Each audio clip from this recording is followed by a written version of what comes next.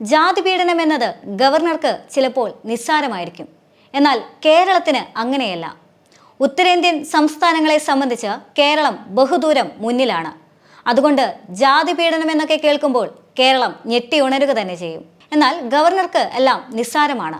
അതുകൊണ്ടാണ് അദ്ദേഹം ഇത്ര ലാഘവത്തോടു കൂടി പെരുമാറിയത്. രാജ്ഭവനിൽ ജാതി പീഡനം നടക്കുന്നു എന്നുള്ള വാർത്ത വരുമ്പോൾ സ്വാഭാവികമായും ഗവർണർ ഇക്കാര്യം അറിഞ്ഞിരുന്നോ എന്നുള്ളൊരു ചോദ്യമുയരും. പക്ഷേ ആ സമയത്ത് ആ ജീവനക്കാരനെ നിയമിക്കുന്നത് സംസ്ഥാന സർക്കാരാണ്. അതുകൊണ്ട് സംസ്ഥാന സർക്കാർ ഉത്തരം പറയട്ടെ എന്ന് പറയുന്ന ചിന്താഗതി അത്ര നല്ലതല്ല. അത് ഗവർണർക്ക് ഭൂഷണവുമല്ല.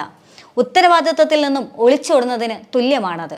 രാജ്ഭവൻ ജീവനക്കാർക്ക് എതിരായ ജാതി പീഡന പരാതിയിൽ തനിക്ക് ഉത്തരം പറയേണ്ട കാര്യമില്ല എന്നാണ് ആരിഫ് മുഹമ്മദ് ഖാൻ പറയുന്നത്. രാജ്ഭവനല്ല ജോലിക്ക് ആളെ വെക്കുന്നത്, സംസ്ഥാന സർക്കാരാണ്. പരാതികൾ സർക്കാർ അന്വേഷിക്കട്ടെ എന്നും ഗവർണർ പറയുന്നുണ്ട്. രാജ്ഭവനിലെ ജീവനക്കാരനായിരുന്ന തിരുവനന്തപുരം വിതുര സ്വദേശിയായ ആദിവാസി യുവാവ് വിജേഷ് കാണി ആത്മഹത്യ ചെയ്തത് ജാതി പീഡനത്തെ തുടർന്നാണെന്നുള്ള ആരോപണം ഉയർന്നിട്ടുണ്ടായിരുന്നു. മകന്റെ മരണം അന്വേഷിക്കണമെന്ന ആവശ്യവുമായാണ് വിജേഷിന്റെ മാതാപിതാക്കൾ സംസ്ഥാന പട്ടികവർഗ കമ്മീഷനെ സമീപിച്ചത്. Garden supervisor Baiju, head garden Ashokan എന്നിവർ മകനെ ക്രൂരമായി മർദ്ദിച്ചുവെന്നും രോഗാവസ്ഥയിലിരുന്നപ്പോൾ കഠിന ജോലികൾ ചെയ്യിപ്പിച്ചുവെന്നും മാതാപിതാക്കൾ പരാതിയിൽ ആരോപിച്ചിരുന്നു. ഇതേ തുടർന്നാണ് commission chairman BS Maoji city police commissioner CH നാഗരാജുവിന് നിർദ്ദേശം നൽകിയത്. ഇതിന്റെ അടിസ്ഥാനത്തിൽ കമ്മീഷണർ ഇക്കാര്യം അന്വേഷിക്കാൻ മ്യൂസിയം പോലീസിനെ ചുമതലപ്പെടുത്തി. 1 മാസത്തിനുള്ളിൽ അന്വേഷണം പൂർത്തിയാക്കാനാണ് പോലീസ് ആലോചിക്കുന്നത്. ഇതുകൂടാതെ തന്നെ രാജ്ഭവനിലെ ജീവനക്കാരനായിരുന്ന മുരളീധരനും ജാതി പീഡന പരാതിയുമായി പോലീസിനെ സമീപിച്ചിരുന്നു. ഇതിലും അന്വേഷണം നടന്നു വരികയാണ്. അപ്പോൾ ആദ്യമായല്ല രാജ്ഭവനിൽ ഇത്തരത്തിൽ ജാതി പീഡനം നടക്കുന്നുണ്ട് എന്നുള്ള പരാതി പോലീസിന്റെ മുൻപാകെ എത്തുന്നത്. പിന്നെ എന്തിനാണ് ഗവർണർ കണ്ണടയ്ക്കുന്നത് എന്നുള്ളൊരു ചോദ്യമില്ലേ? സ്വാഭാവികമായും ഒരു വ്യക്തി തലപ്പത്തിരിക്കുന്ന ഓഫീസിലോ വസതിയിലോ എന്തെങ്കിലും അനിഷ്ട സംഭവങ്ങൾ നടന്നാൽ ആരോടായിരിക്കും ചോദ്യം ഉയരുക? ആര് കൊണ്ടുവന്നു, എവിടെ നിന്നും വന്നു എന്നുള്ളതെല്ലാം സെക്കൻഡറി ആണ്. അതെല്ലാം പിന്നേക്ക് വെക്കേണ്ടതാണ്. പക്ഷേ സ്വാഭാവികമായും ചോദ്യം വരുന്നത് ആ തലപ്പത്തിരിക്കുന്ന വ്യക്തിയോട് തന്നെയാണ്. പക്ഷേ ആ ചോദ്യങ്ങളിൽ നിന്നും ഒഴിഞ്ഞു മാറുന്നത് ഗവർണർക്ക് അത്ര ഭൂഷണമല്ല. ഗവർണർ ഇതും സർക്കാരിനെതിരെയുള്ള ഒരു ആയുധമായി തന്നെ എടുക്കുകയാണ്. എങ്ങനെയാണ് ഗവർണർ ഇത്തരത്തിൽ ചിന്തിക്കുന്നത് എന്നുള്ളതാണ് മനസ്സിലാകാത്ത കാര്യം. അതായത് രാജ്ഭവനിൽ നടന്ന ഒരു ജാതി പീഡനം, അതിന് ഉത്തരം പറയേണ്ടത് സംസ്ഥാന സർക്കാരാണ് എന്ന് പറയുമ്പോൾ അത് ഏത് തരത്തിലാണ് അംഗീകരിക്കാൻ സാധിക്കുക എന്നുള്ളൊരു ചോദ്യം അവിടെ ഉയർന്നു വരുന്നുണ്ട്. ആ ചോദ്യം സ്വാഭാവികമായും ഏതൊരു സാധാരണക്കാരൻ്റെയും മനസ്സിൽ തോന്നുന്ന ചോദ്യമാണ്. പക്ഷേ ഗവർണർക്ക് അത് തോന്നുന്നില്ല. ഗവർണർ ഈ അവസരവും വീണ്ടും സർക്കാരിനെതിരെ തന്നെ ഉപയോഗിക്കുകയാണ്. ഏതൊരു അവസരം കിട്ടിയാലും സർക്കാരിനെതിരെ ഉപയോഗപ്പെടുത്തുക അഥവാ ആയുധമാക്കുക എന്നുള്ളത് ഗവർണറുടെ തന്ത്രം തന്നെയാണ്. പക്ഷേ ഇക്കാര്യത്തിൽ ഗവർണർക്ക് അത്തരത്തിലൊരു തന്ത്രം പയറ്റാൻ സാധിക്കില്ല എന്നുള്ളതാണ് വാസ്തവം.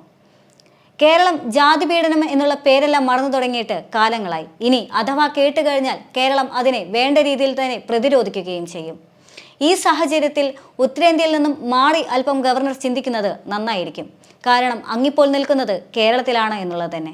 ജാതിയുമായി ബന്ധപ്പെട്ടുള്ള ഒരു പ്രശ്നങ്ങളും കേരളത്തിൽ നടക്കുന്നില്ല എന്ന് പറയാൻ സാധിക്കില്ല. ജാതിയുമായി ബന്ധപ്പെട്ടുള്ള പ്രശ്നങ്ങൾ കേരളത്തിൽ നടക്കുന്നുണ്ട്. പക്ഷേ അത് ഇന്ത്യയിലെ അഥവാ ഇന്ത്യ മഹാരാജ്യത്തെ മറ്റ് സംസ്ഥാനങ്ങളെ വെച്ച് താരതമ്യം ചെയ്യുമ്പോൾ വളരെ കുറവാണ് എന്ന് തന്നെ പറയേണ്ടി വരും. മാത്രമല്ല കേരളത്തിൽ ഉണ്ടാകുന്ന ഇത്തരം സാഹചര്യങ്ങൾ അത് വ്യക്തമായി തന്നെ ചോദ്യം ചെയ്യപ്പെടുകയും ചെയ്യുന്നുണ്ട്.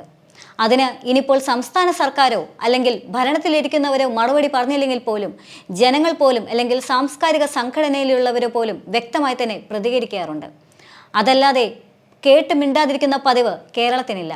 ഇപ്പോൾ ജാതി പീഡനം നടക്കുന്നു എന്ന 2 പരാതികളാണ് രാജ്ഭവനിൽ നിന്നും വന്നിരിക്കുന്നത്. അതിൽ താൻ ഉത്തരം പറയുന്നില്ല എന്ന് ഗവർണർ പറയുന്നത് ഒട്ടും ശരിയുമല്ല. ഗവർണറുടെ ഭാഗത്തു നിന്നും വ്യക്തമായ ഒരു അന്വേഷണം വേണ്ടതാണ്. അല്ലെങ്കിൽ ഗവർണറുടെ ഭാഗത്തു നിന്നും വ്യക്തമായ ഒരു മറുപടിയും വേണ്ടതുണ്ട്. ഇത് ഒന്നുമില്ലാതെ ഇതും കൂടി സംസ്ഥാന സർക്കാരിന്റെ തലയിൽ കെട്ടിവെക്കേണ്ട കാര്യമില്ല. കാരണം സംസ്ഥാന സർക്കാരിന് നേരിട്ടുള്ള മേൽനോട്ടമല്ല അവിടെയുള്ളത് എന്നുള്ളതാണ് മറ്റൊരു യാഥാർത്ഥ്യം. അതുകൊണ്ട് ഗവർണർ ഇത്തരം കാര്യങ്ങളിൽ വ്യക്തമായ നിലപാട് പറയേണ്ടതുണ്ട്. ഇത്തരം കാര്യങ്ങളിൽ വ്യക്തമായ തീരുമാനം എടുക്കേണ്ടതുണ്ട്. അതല്ലാതെ രാഷ്ട്രീയം കളിച്ച് സംസ്ഥാന സർക്കാരിനോടുള്ള വൈരാഗ്യം തീർക്കുന്ന പോലെ ഇത്തരത്തിലുള്ള സെൻസിറ്റീവായ വിഷയങ്ങളോട് പ്രതികരിക്കുന്നത് കേരളത്തിലെ ഇപ്പോഴത്തെ സാഹചര്യത്തിൽ അത്ര ഗുണമായിരിക്കില്ല. പ്രത്യേകിച്ചും സർക്കാർ ഗവർണർ പോര് ഇത്രയധികം മുറുകി നിൽക്കുന്ന സാഹചര്യത്തിൽ സർക്കാരിനുള്ള ആരാധകർക്ക് ആനുപാതികമായി തന്നെ ഗവർണർക്കും ഒരുപാട് ആരാധകരുണ്ട്. ഗവർണറുടെ ധൈര്യത്തിലും ധാർഷ്ട്യത്തിലും അഹങ്കാരം കൊള്ളുന്നവരും അഭിമാനിക്കുന്നവരുമുണ്ട്. അതുകൊണ്ട് തന്നെ ഗവർണർ തീരുമാനമെടുക്കുമ്പോഴും അഭിപ്രായങ്ങൾ പ്രകടിപ്പിക്കുമ്പോഴും വ്യക്തമായി ചിന്തിച്ചുകൊണ്ട് തന്നെ വേണം എന്നുള്ളതാണ് ഇവിടെ തെളിഞ്ഞു വരുന്നത്.